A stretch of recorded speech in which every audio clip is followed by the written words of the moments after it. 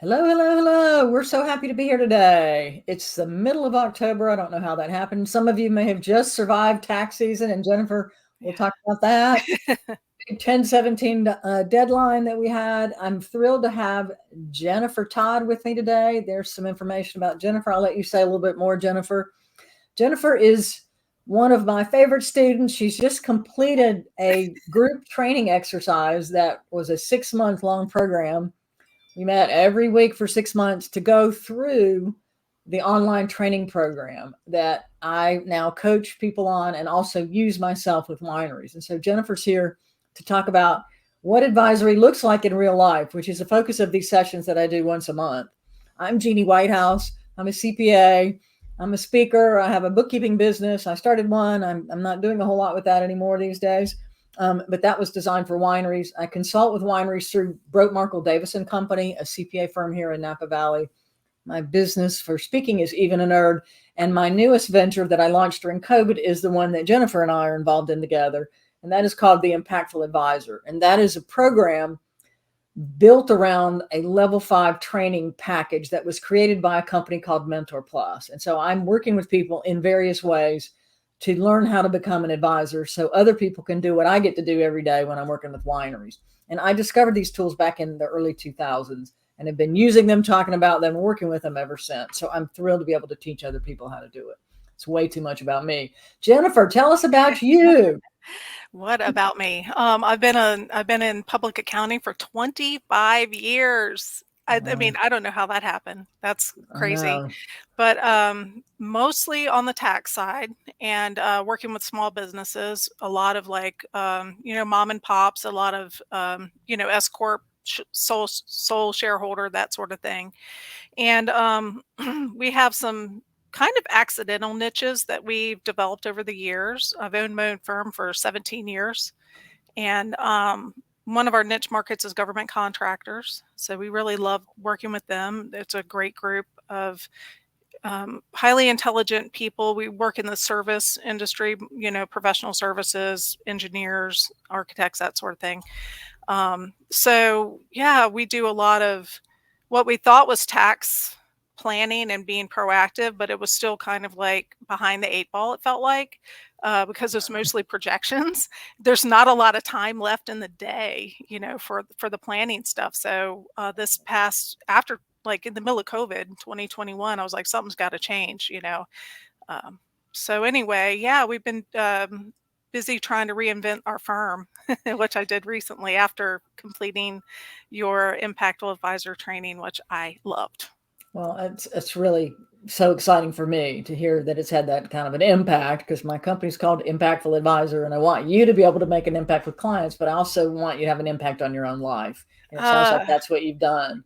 the Um, impact was I literally reinvented my firm from everything from changing the name of the firm and to the mindset of me and my team, and also now it's the task is changing the mindset of the clients because they see us as their tax lady, that's and right. we've got to change that. So yeah, change the name, but then also the packages. And as you can see, the name of our company is now FutureView.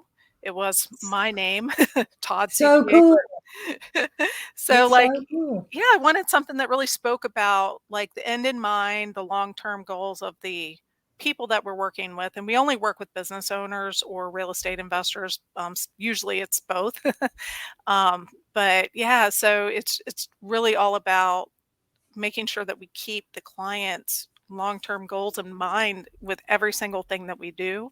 As far as every piece of advice that we give them, we have to know what's your goal with that, because you can give a lot of really bad advice if you don't know that.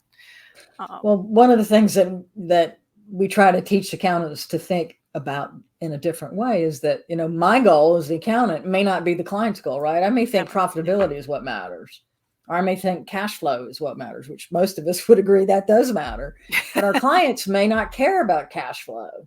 They may right. not care about profitability. They may be trying to do something that we don't even know. So the first thing we have to do is go, what is it you're trying to do? And we rarely ask that question. We jump into Yeah. solution mode with whatever Oh, yes. ratio or tool or goal that we have in mind because we know from a limited view, from a focused only on financial outcomes perspective, what they should be doing. But we're not considering why they're there in the first place. And that's one of the first mindset shifts I think that we all have to make, right? That's where it started for you, I think, Jennifer. Gosh, I think a lot of the mindset set shift is basically slowing down, slowing down and taking a step back and saying, what is exactly, what kind of an outcome are we actually providing for our clients, and what we think we're doing versus what they think we're doing. Yeah. And like you said, a lot of times it's not on the same plane. And so what we have to do is talk to our clients a lot more than what we're doing. And as we're not all like you, Jeannie. We don't all like talking. Most of us are introverted, and we like being in our little hole in front of our spreadsheets. And most of my team really likes checklists. I'm not a checklist lady, but most of the team does. So getting out of that comfort zone and not being able to try to get off the phone with the client as fast as we can, or let's just email them. I'm like, call them. And I hate it too. I mean, it's hard for me because I'm an introvert. So like I have to reprogram those behaviors and get better at it. Well, the thing I want to convey though is you don't have to be an extrovert to do this work. No. People who are good listeners are the best consultants, advisor, and in fact, salespeople. People who really care enough to listen to the full story. Whereas Jennifer, you would sit there and listen. I would jump in and try to say something because before somebody has had a chance to explain fully. Well, so I have to hold back. I have to hold back from to do this. Just to let you talk, Jennifer. It's hard for me. So the same way, yeah.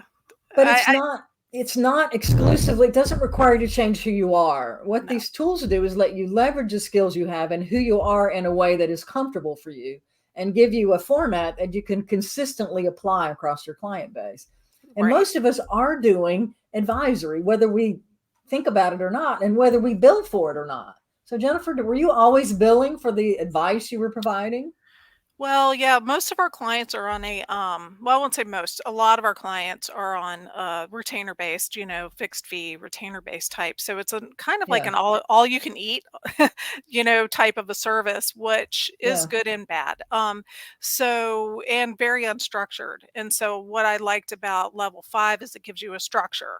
Like there's a roadmap, right? Yeah. And so that's really important because I am a shoot from the hip kind of person and very unstructured. That is not typical of an accountant, but so I liked having that structure kind of built in. And then I was doing some advisory, but like you said, it's very few clients. So the client has to have the right mindset. And what that means is they have to have that growth mindset, and they have to know that you can provide something of value to them and want it. And so the way that comes is you talk to the client. And so I found that a lot of my people that I was doing advisory with were already kind of like we were friends first, so we already were kind of social and a little bit less formal of a relationship. So there was already some trust built in there. Which is great. That's how you can leverage that trust to go even further. But we've also trained them to expect less out of accountants than we're capable of delivering. And so if we all of a sudden decide, okay, now I'm an advisor, and they're going to go, wait, how come you've been working with me for 10 years and you never asked me this question before? That's part of the fear we have. It is a big fear. By doing something different now, we've devalued the work that we did before. And that isn't what happens. That isn't what we want to happen. And we know that work is valuable because we got to build plans and models and stuff on top of correct financial statements. And people need that. The problem is they don't know what to do with it. And so what we're doing is trying to bring that information that is valuable to life for clients so that they value you even more than they did before. Right. So one of the opportunities we have right now is to say, we've all been through a crazy time. So this is a time I went in search of ways to help people more because of what was happening. And now I've got some new tools, and I'd like to do this kind of work because I think it matters more to you. I think it's what you need. Do you agree? And they'll go, yeah, I'm glad you've got these new skills. But it's hard for us. We have this mindset that we bring to bear that, oh gosh, if I do something really cool now, and I haven't for the last 10 years. Geez, so as CPAs, we're required to get so much education every year anyway. things change all the time. Technology changes, the environment changes, the economic environment, what I mean, and so like we always have to be prepared to quote pivot. That's the That's buzzword, right. right? That's right. We're all And pivoting every day. right, and so, like, we get smarter every year anyway based off of whatever Hopefully. it is. We should be getting smarter every year, and Hopefully. so, of course, we should be bringing more skills, or we have the capability to bring more skills and more knowledge to our clients, and if we're not growing and, like, saying, "Hey, I learned this new thing, let me show you how," or let's try this kind of thing. And so I guess just positioning it, they can't expect us to know everything, you know what I mean? And there's a lot They out there to don't. know. And so that's why niching is really, it's a good idea to do that, because then you can get really good at, the problem set of one specific, type of client. So, That's yeah, right. what I really liked about the level 5, the way it starts out, is you're in your comfort zone because you're just looking at the basic, the financial part of it that we already know and love, and you kind of start there, and you still have to have that foundational accounting That's right. service That's kind right. of there, or the client that you're working with at the level 5 um, framework, they have got to have good data. So that's That's part of our right. job, is like that's the doorway in, is like getting that data good, and then branching out into the other advisory stuff. So it's still in there, our comfort zone's still in there, but we're just putting a little icing on the cake.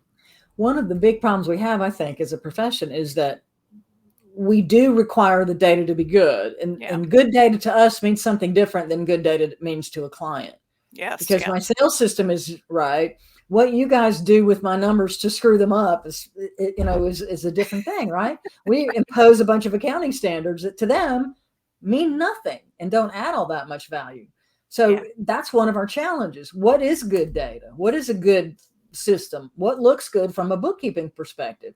One of the services we can deliver is, if we don't have our own accounting services practice or bookkeeping practice, is we can be monitoring what's in the books Yeah. and show our clients what to look for from a bookkeeper or from those services, or in their system. We can also, by bringing in those advisory eyes to the project, make recommendations about what kind of stuff they should be monitoring, and all of that. So we can really bring in a high level of meaningful value for that client, which we're not necessarily getting when we're just doing the transactional stuff. Again, what's good to us may be irrelevant or not have any value to the client. I mean, a good tax return is right?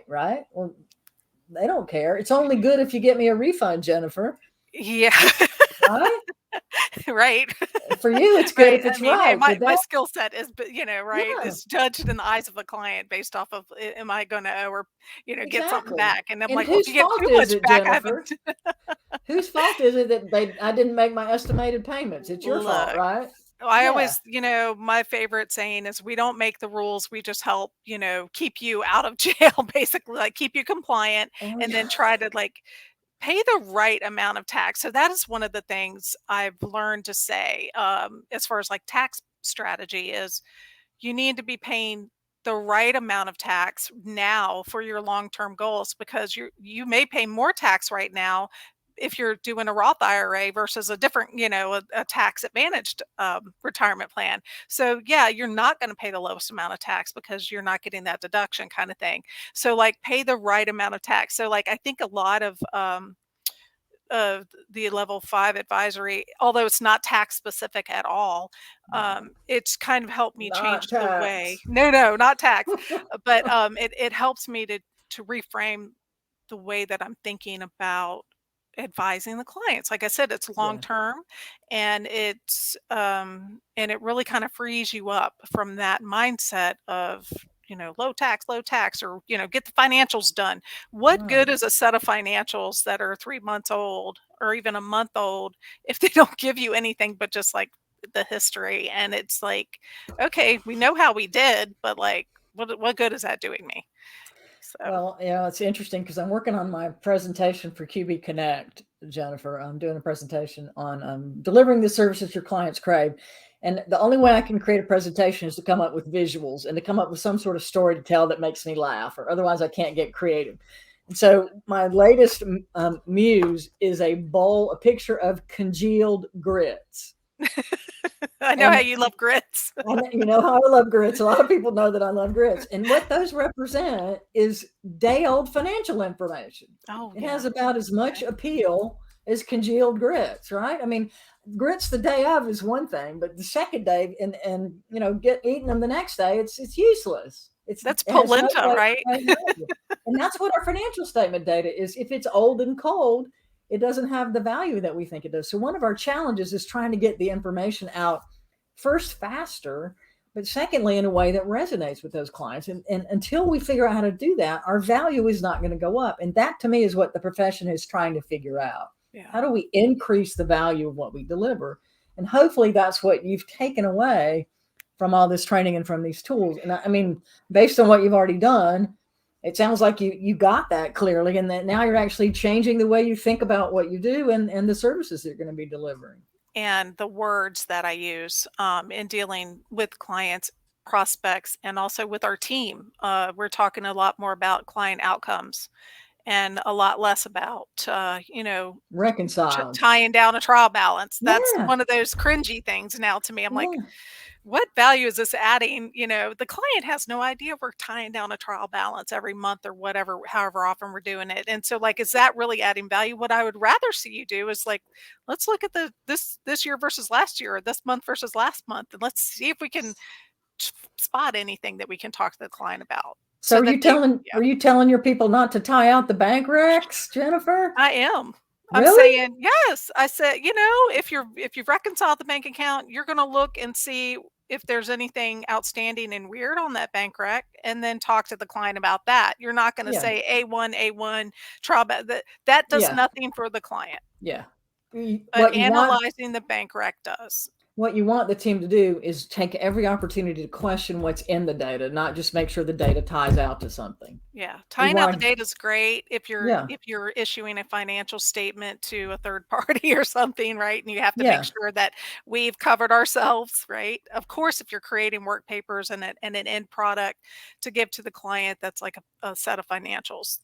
You should definitely have a nice, beautiful set of work papers, but that's just like the bare minimum, and that's for us, not for the client. So like Exactly. that's not adding value to the client. And a It's at lot of all. our focus as a profession is on internal It efficiency is. rather Yeah. than the value of what we're delivering and effectiveness. Ed Kless and Ron Baker, who the trash timesheet folks talk about it all the time.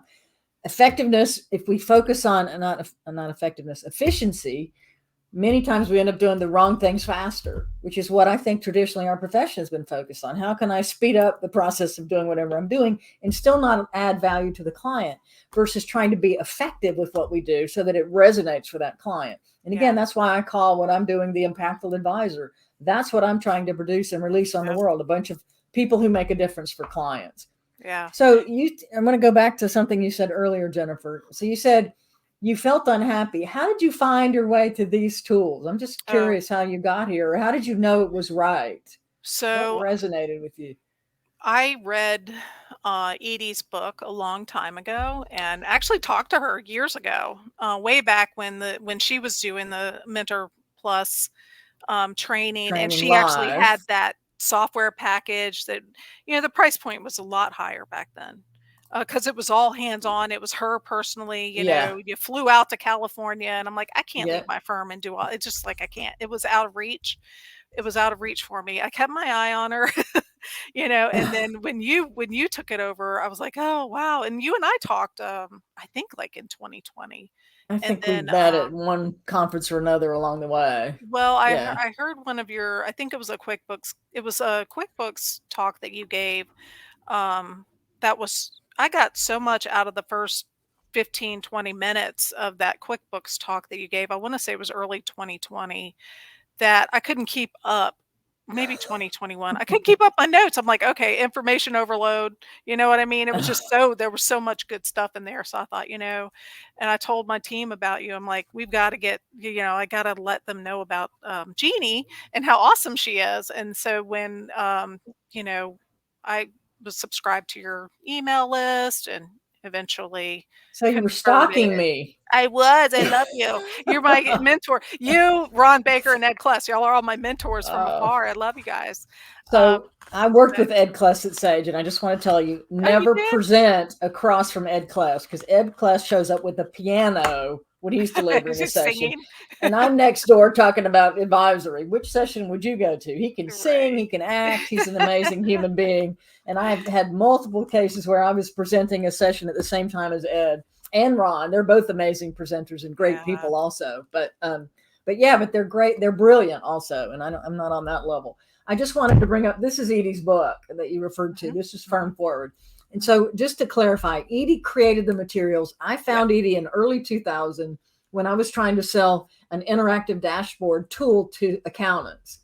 And I went in search of a methodology that would teach them how to talk to clients because they didn't want to, and they therefore wouldn't buy the software I was trying to sell. So I found Edie and these tools, and I started including them in all my speaking engagements from that point forward. And then in 2007, I went to Sage, which is where Ed Kless and I hung out together as employees of Sage Software.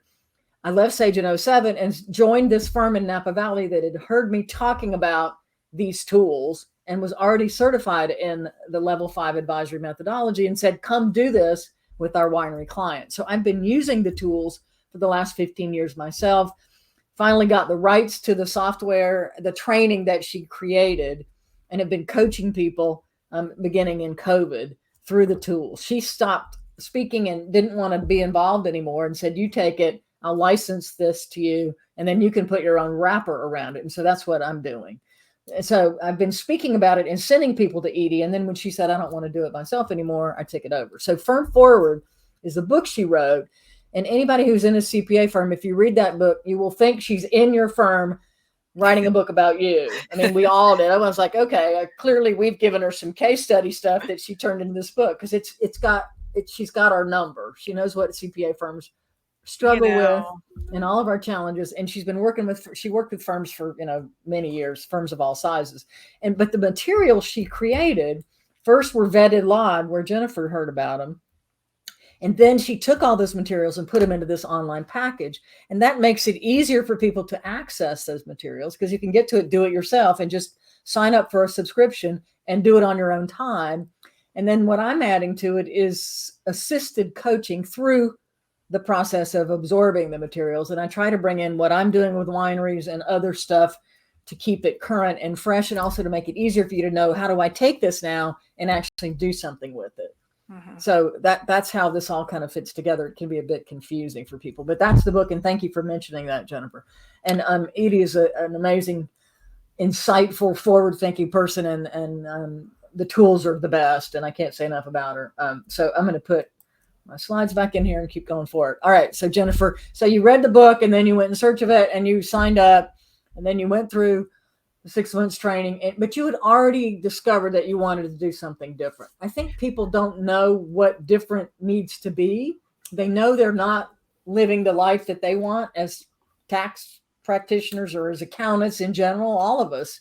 There's the same reason I left the firm initially and went into software, because I was tired of doing tax and frustrated with my ability to impact those clients and to help them with the problems that came up.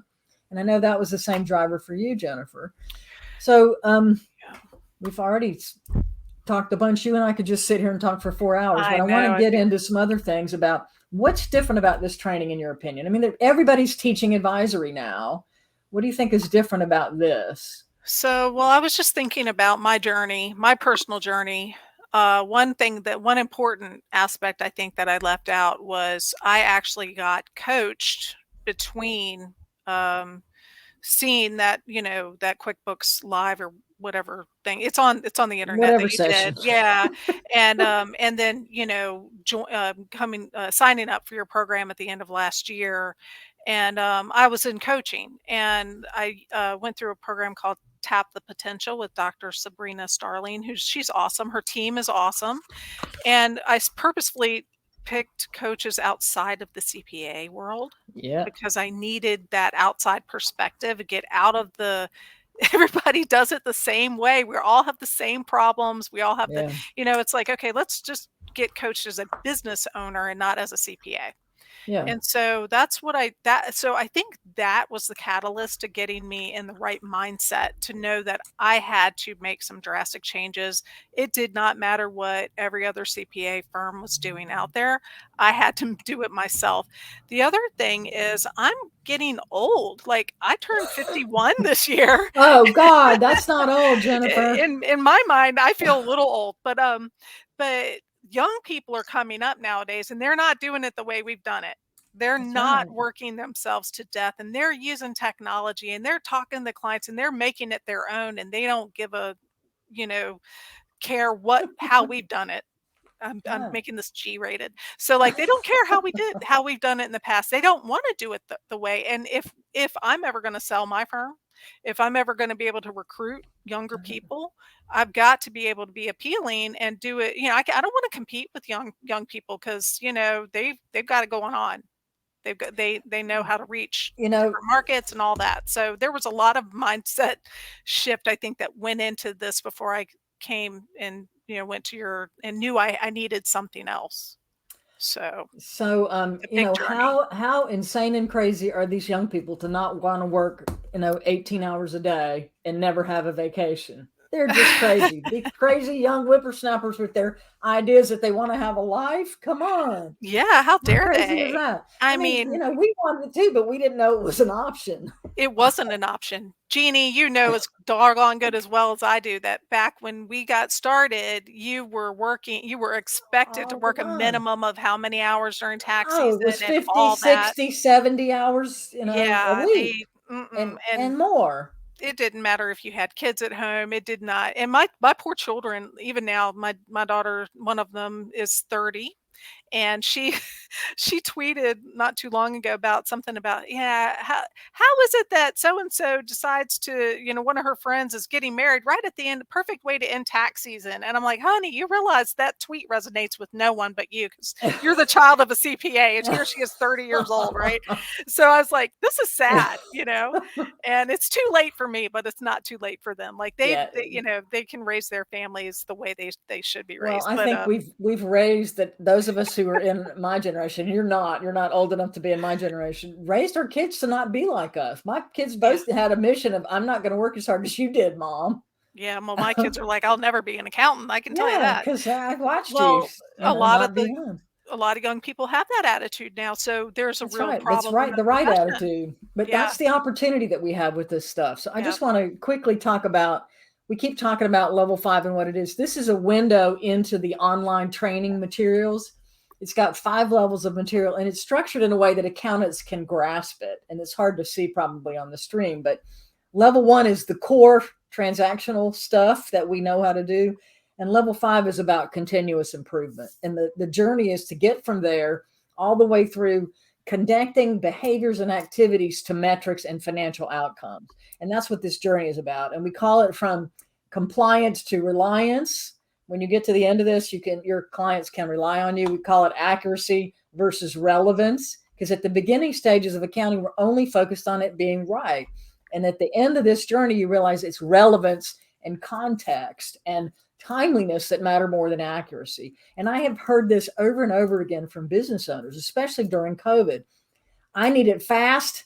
I don't care if it's 100% accurate. I had a winery owner banging her hands on the table going, what have I sold to whom? And what do I have on hand? And I need to know right now. And nobody could answer the question. And wow. so that's the work that we set out to do for those kind of clients. And we're not in the GL, by the way. We're not looking at the general ledger. We're going into the operational systems that are feeding into our accounting system. That's where the pain is. So this is the graphic, the level 5 graphic. This is just a glimpse of the first page when you get into the program. It has modules. It has videos you can access and see while your subscription is active, but it has 100 tools in here. And this is how to do advisory. This is not why you need to do advisory. This is, okay, I've decided I want to do it. Now what? And this is where most people are struggling right now. Everybody and their brother is saying you should be an advisor, and nobody knows what the heck that is. They've been saying that for at least 10 years, Well, I've if been not saying it for longer. 20. Well, yeah, but like the Oh, AICPA and yeah, all that, they've been beating that drum I for at know. least 10 years. But you know what they're talking about? CAS. I They're know. talking about They're cutting talking people's about check. client advisory services, which you can still do the same old way and still not deliver any insights for the Yeah. client. No, and or like I they know. they think we have to adopt expensive accounting systems and that sort of thing to be able to do it, and we don't necessarily have to do that. The clients already have their systems. They may not be Yeah. perfect, and that could be part of the engagement, or that could be just part of the onboarding or whatever. I mean, there's so many options with this methodology, but really it could be that you don't worry about what's in the accounting system at all. It could be a culture problem. So, Right. like, there's so many different things that you can focus on, and you don't know until you start talking to the client. But one of the most important things that I was not prepared to learn in your program was the focus on the team and how important the team members are, because Yeah. in my advisory, I've always been so focused on dealing with the owner. We Yeah. never brought the team members in. It was all about the owner and their tax stuff and this and that, but nothing about the team members. And Yeah. so that's ridiculous. And now that I know, like, now that I've been through this training, I'm like, "Wow, how dumb was I?" And I just can't believe that I ever even thought that way, because I bring my team into a lot of, whenever I have a big decision or whatever, I wanna hear their feedback and understand, because 'cause they're the ones doing the work.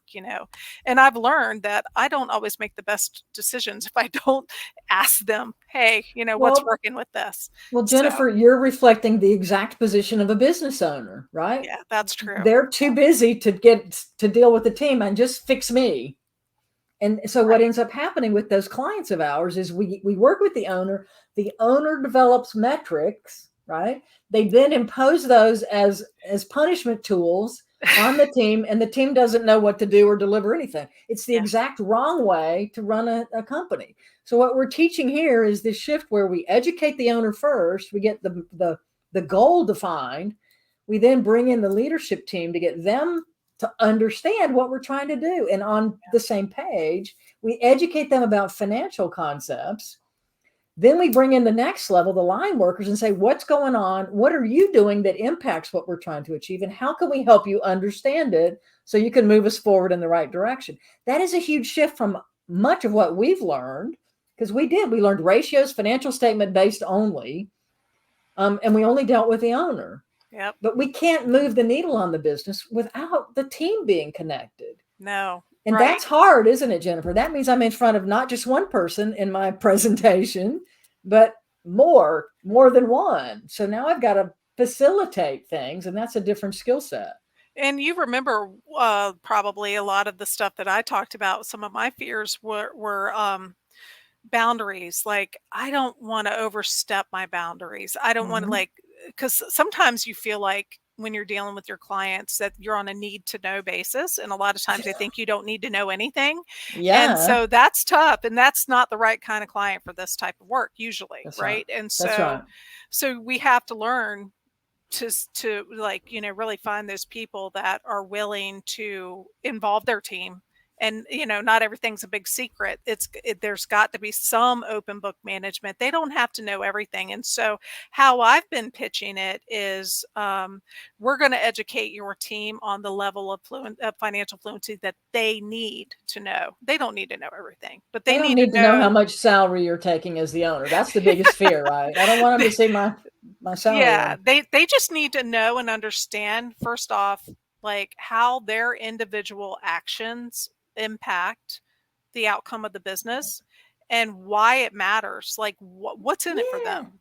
What What's a in it for them? concept. Yeah, This is all stuff we could come up with if we had time and energy to think about it, right? Nothing yeah, in here is magical, but we never have capacity to sit back and think about what's going on. And what happens with these tools is you'll be able to understand what to do and just show up with insights and with different mhm, questions and with a structure you can apply, so you mhm. don't have to reinvent it. You don't have to figure it out on your own. These tools work. The hardest part for most accountants, Jennifer, is taking one and using it with an actual real live client. Yeah, It's yeah, scary the first time to ask a question you've never asked them before. And so I just want to I want to ask you about the tools that you like. So oh, as part yeah. of this program, There are more than 100 tools, and there's 14 hours of recorded videos where you get conceptual understanding and also tutorials on, here's a document, what do I do with this now? And she walks you through what to do with it. So that's included in just the online training program that you can get by itself. It's got all these videos, but downloadable presentations that you can use for marketing, for training. There's spreadsheet documents you can use. There's some really cool tools in there. Checklists, Word docs, all kinds of stuff. 100 things that you can apply in your business, which is why, Jennifer, when I say, what's your favorite tool? You go, yeah, I was like, can't what? just pick one. That's not a fair question. So give me one. What's one of your favorites? I picked three, but that's okay. The very give first, me one. yeah, the one that really like I embraced as a business owner myself, as the only owner of a business. I had a business partner years ago. It felt different when we split, because then all of a sudden, oh my gosh, it's all on me. What if something happens to me? Right. So I put into place all these different things, disability overhead insurance, all this stuff to make sure that if something happened to me, my team would be taken care of, that sort of thing. So that resonates with me. So one of the tools that I really love is the risk management assessment. I call it management risk assessment, because it's all about the management of the company. And I love how it's got all these wonderful questions in there. It reminds me of a PPC checklist, which everyone knows and loves if you're in the CPA if you're world. Another nerdy accountant like us. Although I'm not an auditor. Yeah. But it's a guide. It's a guide of, and it sounds audity to me, which is why I forget how valuable it is. And so I love it, because look at all these questions that you have. You do not have to reinvent the wheel, and you can take one section of this and just talk to your clients about it. Take one question from each section. I mean, and just talk to them about it. So let me pick a question. They'll be shocked. Let me pick a question that is an example, because people can't read what's on here. So things like, do you have a short-term action plan for the next 6 to 12 months? And that's under the heading of compelling future. Yeah. Communication, there's a question. There's about 6 under here. How often do you meet with your management team? There's a question. Who's on your management team is another question I would ask. Who has a seat at the management table is the way I pitch that, because who they leave out is telling. If they leave out accounting, then you've got a problem. The accounting data is not being considered important. How often do you review the competence of your employees is under the capabilities heading. So the 11 C's are C labels that happen to apply to each of these areas. So there's C headings: compelling future, continuity of leadership, culture. Do you have an established procedure for dealing with conflict? Who asked that as an accountant? Conflict is one of those nonprofit words. tax returns, you have to ask that one. That's a good one. Well, you have to ask a conflict of interest. That's what I was getting mixed up. But so there's so many great questions in here. And what's important, like that last one, that about the effectiveness of your meetings. Okay, so let's say you ask your client, well, how often are you meeting? Oh, well, we meet, every morning we meet. Well, how effective is your meeting? So just because you're meeting every morning, right? Like, are you talking about the stuff that moves the needle? Like, do you even know what moves the needle? And so, like, it's educating the client, or not educating them. What I really like about it, and this is like the key takeaway of the whole program for me, was we're not telling the client about their business and their best practices in their business, and we're not the expert on their business. We are bringing out the genius of the group, the intrinsic knowledge, all that stuff that's already baked into the organization, into the team, into the key members. We got to bring it out, and bring out all those unwritten rules too, like all the stuff that they do, even though that's not an official thing, right? So we bring it all out into the open, and then, and so we're not the ones recreating their wheels either. Like, we just help them see, like, we bring clarification. And so that's the key to the word facilitation, which was a new concept for me, because I've been 25 years in the driver's seat, as the expert, as the lady with all the answers and the problem fixer.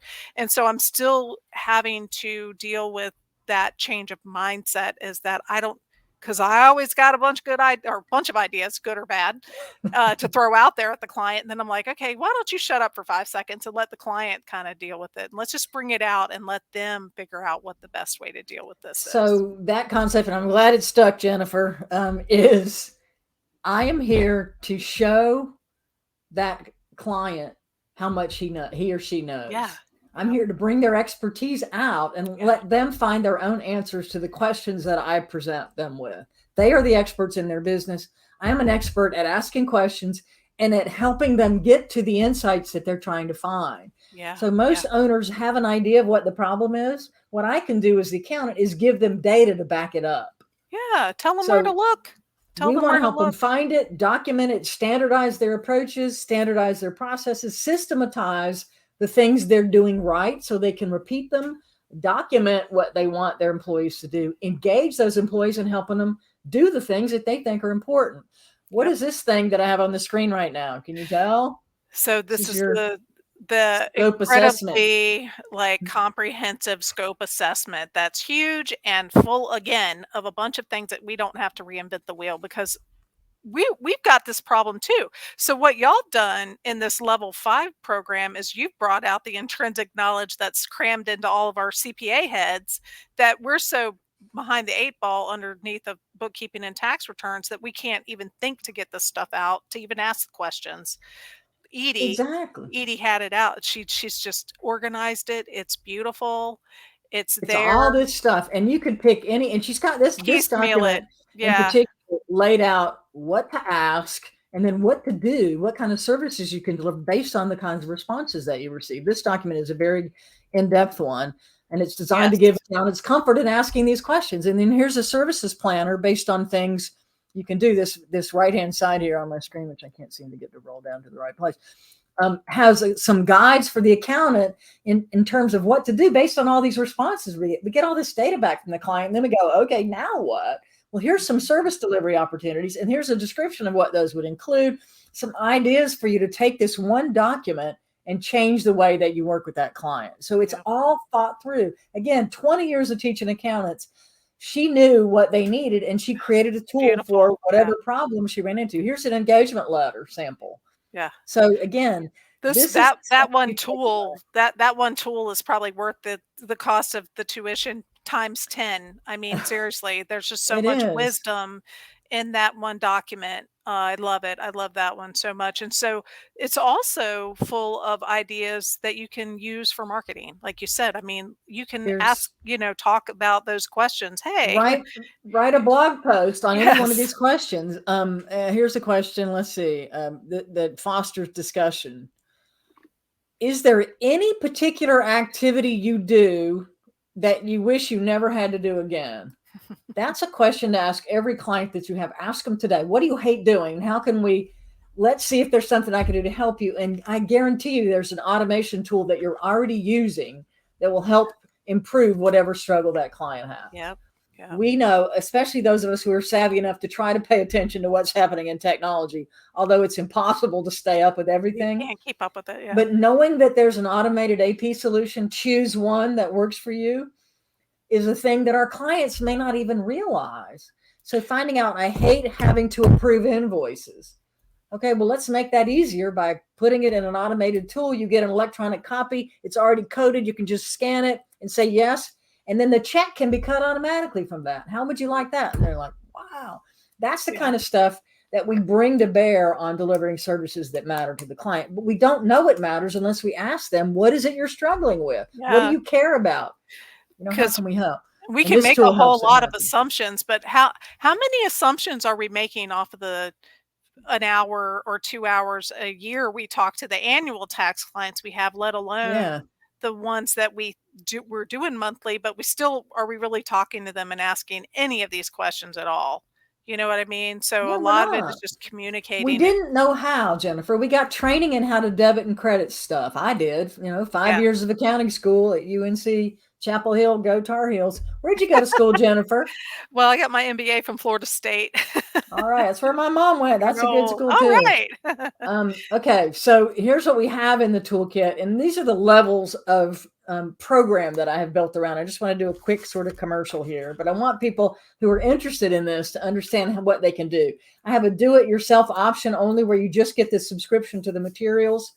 And then I offer a do-it-yourself plus one monthly webinar with me, a group webinar that I deliver to drill into one tool a month. So I have a 12-month program, and that's the DIY Plus program, a little bit more pricey. And then the program that Jennifer went through was this group cohort, which you get all of that stuff. You get invited to the monthly webinar, but then we have specific live meetings over a 6-month period to cover all the materials. It's laid out into 24 segments of material. I also add a DISC assessment and training session to this so that you understand different ways people communicate, which I think is also life-changing. That's why I added it on top of the online training, because I think you have to understand that in order to talk to clients. And then I also offer now in the program that I'm launching, the next one I'm probably going to have, the next class is probably going to be in May. So I'm going to start signing people up now for that next cohort that's going to launch in May after people get through tax season, hopefully, or kind of get through tax season, at least get through the first couple of deadlines. And I'm adding in marketing support as part of what I offer through that program. I also offer individual firm training. I have a firm going through that right now. I've had multiple firms. I do one firm training cohort a year, and the timing and everything around that can be modified to fit your own unique firm requirements. And then on top of that, I launched this year, I haven't really done much to talk about it, individual coaching. And Jennifer talked about how she had a coach. I hired a coach. It's the reason I started the Impactful Advisor. I had the support of a coach to realize what I wanted to do. And I overcame my own fear about taking something else on because I have a lot going on. And so it changed the way that I work too. And I thought, I get more people coming up to me at conferences that say, I want to be you. No, you don't, trust me. But they want to be a speaker. They want to do more of that stuff. And they want to be able to really leverage that in their own career and change direction from whatever they're doing. And so I've launched an individual coaching where I teach people how to do that and also give them access to these tools at the same time. So it's a monthly one-on-one session. I have a 12-month subscription for that. And you work with me one-on-one on your specific individual objectives. That's a new thing that I've gotten. And Jennifer, you were one of the people that told me that people needed that. And so I created something. I haven't really done much to try to get people in there, but it's a new offering. So you get the license to the material. You sign up for a 12-month coaching subscription, and the license is automatically included in that program for you. And we'll use that with you on working on your own business. And I'll also help you figure out how to become an advisor. And then if you want to leverage that into speaking, I'm going to work on that too and show you some of the things that I've learned over the years. So those are the options to get into the training. Edie's book is a great conceptual introduction. And then these are the tools that come out of that book. So check into that if you're interested at all in the advisory training. This is how the levels impact the customer, the client, and it's small, but really the level 1 materials help you deliver more value even at the technical foundation. You might be doing book work with clients, but there are 2 documents in level 1 that have you ask different questions about what you're doing in the book. So even at level 1, we can deliver more value without changing a whole lot about what we do. Level 2 is about educating and giving the client really an understanding of how the financial pieces fit together to create a result. Level 3 is about figuring out what they want to do with discovery and then turning that into a plan. And we give you lots of tools about that, how to facilitate, all kinds of things, how to set up the meeting, what to do before you go to the meeting. It's all in there. That's what's so different about this. It's not just, okay, you need to have a conversation with a client. Okay, about what and how and whatever. And then level 4 is where we connect the dots from that owner's perspective all the way down to the frontline workers. And that's, to me, where it really gets fun. And that's what I'm doing in wineries. I'm working with winery tasting room folks, people who are selling wine, and showing them how they can change results by changing some of the things that they're doing. And I don't tell them what to do. I say, these are the levers that we need to change. And then they come up with ideas. So I'm giving them the insight into what levers are available to change revenue, for example. And then the people in the sales team know what they can do to make this thing better. Let's say number of visitors that come through, or number of people that buy, or what they buy, how much they buy, or how much they spend on a trip. And so those are the things that I show them. These are the things you can control. Now you give me ideas. And then not only that, but you tell me what we should count to see if we're doing better at it than we did before. And now they've created their own metrics. And that's when people start going, this is cool, because now I control my own outcome and I understand how I influence it. Anything to add there, Jennifer? I got kind of on my soapbox there for a minute. Well, Get all wound up. so one thing that we didn't really talk about when we were looking at that comprehensive document, the scope Yeah. assessment tool, Yep. there's all these services that like, we could do. The thing Mm-hmm. is, a lot of this advisory is stuff that we're advising the client they need to do. So it's not that we're Right. creating a bunch of extra work for ourselves. That's right. It's more guiding the client and then, holding them accountable. They need to be the ones delegating those things to their team or whatever. So a lot of it, so it's not like we're taking on the role of we're going to go and, have a Solve all bunch of these problems. billable hours and all that Yeah. stuff. That's not how this works. It Yeah. can if you want to be that person, but I don't. Yeah. I'm not going to be that person. I'm not going to be documenting people's processes. I can tell you that. I don't even do that for myself. I'm just not that granular. I'm a big picture person. So, but there probably are some accountants out there that want to be that person, and these Yeah. tools are there if they want to do that, and they could specialize in just one little section of assessment document. I mean, so That's right. and if they do, let me know because I might need you. That's I might need you to document some processes for some That's clients, right. but We can yeah, apply there's enough tools that you can apply whatever strength you have yes, with one of these tools. You can yeah, go in there and again, educate or organize a client in a way that works for you. Pick the things that you want to use those over and over again across different clients, and then help guide them to whatever they're trying to do. But this is right. really about finding what works best for you and for that client, and then leveraging that to produce a different outcome. Mm-hmm. Yep, it's great. And it is also very overwhelming because, like you said, over 100 different tools. So it's almost like and Jeannie, it took us 8 months to get through it because of the holidays and all that stuff. If you Yeah. remember, we didn't finish until August, and so Yeah. even then, it was kind of like, okay, what am I doing first? So once we got through it all, I had to go through and actually create my own framework that made sense to me and put things into perspective. And I also pulled in other tools that I know and love, like Yeah. EOS and Yeah. Strategizer and some Harvard Business stuff. And so I've created a whole methodology that's kind of my own with a lot of level 5 stuff as the foundation or those Yeah. tools to kind of help. But, you know, I think having a coaching mindset is huge, and that is going to be a huge mindset shift It's for hard to any say. accountant. Any accountant is going to have a hard time with that because that's not Yeah. how we've been trained to do it. And I think we should be. I think they should be putting that in the curriculum of every college. They're not even showing automated accounting solutions in many colleges yet. So I mean, we got a long way. And we've, again, I've been harping on this for a long time. And I went on a recruiting mission a couple of weeks ago at a college, and I'm asking students, do you get any training on communication? They said, no. No. Are you looking at accounting software? No. And we're going, Yeah, you got to train that's these just folks differently. ridiculous. I So don't know why. this is another tool you told me earlier was one of your favorites. This is another way to pull out what's really happening for a client. That's all they're all about, that discovering where that client is so you can help them improve whatever they're trying to improve. And this is just another way to get them there. Yeah, it's a great way. It's a great marketing tool as well because you can be like, where do you think your business falls in this area? So let's say a business has been around for 10 years. In theory, they should be in the adolescent stage. So they should At already have least. all the infancy stuff squared away. But Yeah. 9 times out of 10, especially if it's a smaller client, they're not going to have that, So this one, again, hard to see. It's called Business Stages of Development, and it asks a bunch of questions across the 5 areas of the business. Again, finance, customers, operations, people, and end in mind, whether you're in the stage that we would define as infancy, adolescence, or maturity. So it's a developmental analysis, and you have them do it themselves. And then they might be kind of frustrated and go, oh, I'm only in infancy and I should be here. How can we move the needle on the business to get more mature? And that's where you can come in and offer new services. Mm-hmm. So it's just another way to get them self-aware and also to have this dialogue. And they may not want your help, but also just provide this to a client as a free thing. Here, check your own thing and see if you're happy with where you are. And if not, work with your team and see what you can do to make it better.